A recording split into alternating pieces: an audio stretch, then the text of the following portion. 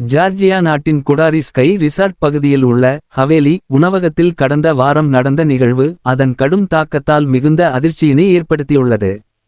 12 இந்தியர்கள் carbon monoxide வாயு கசிவினால் உயிரிழந்துள்ளனர்.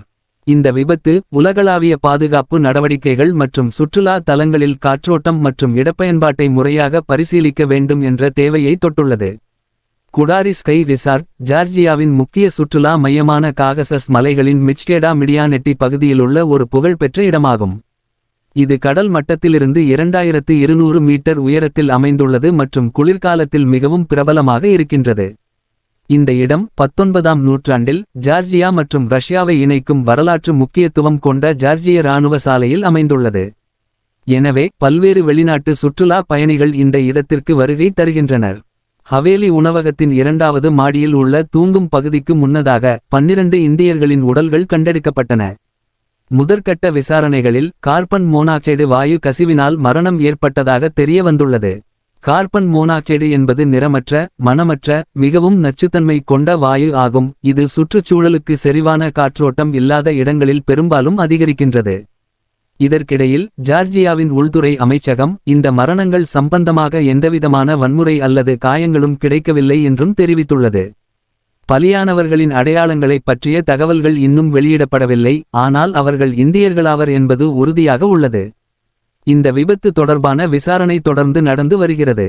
இறந்தவர்களின் உடல்களை பின் இந்தியா திருப்பி அனுப்புவதற்கான நடவடிக்கைகள் மேற்கொள்ளப்படுகின்றன. 12 இந்தியர்களின் உடல்களை துவக்கத்திலேயே துரைப்பேச்சு செய்யப்பட்டு திடமான உயிரிழப்பின் காரணம் மற்றும் மரணத் தரவுகளை கண்டறிவதற்காக தடயவியல் மருத்துவ பரிசோதனைகளுக்கு உடல்களை அனுப்பியுள்ளனர். இந்த விபத்தின் முழுமையான காரணமாக கடந்த டிசம்பர் 13 அன்று மின்தடை ஏற்படும்போது ஹவேலியில் உள்ள மின்ஜெனரேட்டர் பயன்படுத்தப்பட்டது என்றும் அதிலிருந்து கார்பன் மோனாக்சைடு வெளியேறும் வாயு உள்ளே சென்று இதேபோன்று 12 பேர் மரணம் அடைந்திருக்க வாய்ப்பு உள்ளது.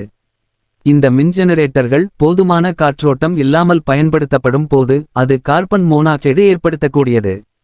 அனுமதிக்கப்பட்ட ஒரு மூடிய பகுதியில் மின்ஜெனரேட்டர் அமைத்திருந்தது. இது சமீபத்தில் மின்தடை ஏற்பட்டபோது பயன்படுத்தப்பட்டிருக்கலாம் என்று சந்தேகம் எழுந்துள்ளது. அந்த இடத்தில் உணவகத்தின் உள்பகுதியில் இருந்து வெளிவந்த வாயு உணர்ச்சியற்ற ஆபத்தை உருவாக்கி இறப்புகளை விளைவித்தது. கார்பன் மோனாக்சைடு நிறமற்ற, மணமற்ற ஒரு வாயு ஆகும். இது சுவாசிக்கும்போது அதிர்ச்சி, தலைவலி, தலைச்சுற்றல், உடல் பலவீனம் போன்ற அறிகுறிகளை கொண்டு வருகின்றது. இது பெரும்பாலும் எரிபொருள் எரிப்பதன் மூலம், குறிப்பாக எரிபொருளை எரிக்கும் சாதனங்களில் இருந்து வெளியேறும். இந்த வாயு அதிகமாக உள்ள இடங்களில், காற்றோட்டம் இல்லாத சுரங்கங்களில் அல்லது சிறிய பரப்புகளில் அது மிகப்பெரிய ஆபத்தை ஏற்படுத்தும். இந்த வாயு இரத்தத்தில் உள்ள ஆக்சிஜனை மாற்றி பல உயிரிழப்புகளையும் திசு சேதங்களையும் ஏற்படுத்துகிறது. குறிப்பாக குழந்தைகள், முதியவர்கள், சுவாச பிரச்சனைகள் உள்ளவர்கள் மற்றும் இதய நோய்களுடன் கற்றுக்கொண்டவர்கள் அதிகமாக பாதிக்கப்படுவார்கள். எரிபொருள் எரிவாயு கற்றல் முறைகள் மற்றும் மின்ஜெனரேட்டர்களை சரியான காற்றோட்டம் இல்லாமல் பயன்படுத்துவது கார்பன் மோனாக்சைடு உருவாக்கும் பிரதான காரணமாக விளங்குகிறது. இந்த விபத்து அப்படி மிகவும் முக்கியமான பாதுகாப்பு நடவடிக்கைகளை எதிர்பார்க்கின்றது. கார்பன் மோனாக்சைடு டிடெக்டர்களை பயன்படுத்துதல். கார்பன் மோனாக்சைடு அதிகமாக நிலைபெறும் இடங்களில் அவற்றை கண்டறிய ஒரு டிடெக்டரை நிறுவுவது அவசியம். போதுமான காற்றோட்டம். மின்ஜெனரேட்டர்கள், எரிபொருள் சாதனங்கள் மற்றும் பொருட்களை பயன்படுத்தும் போது சரியான காற்றோட்டம் உறுதி செய்ய வேண்டும்.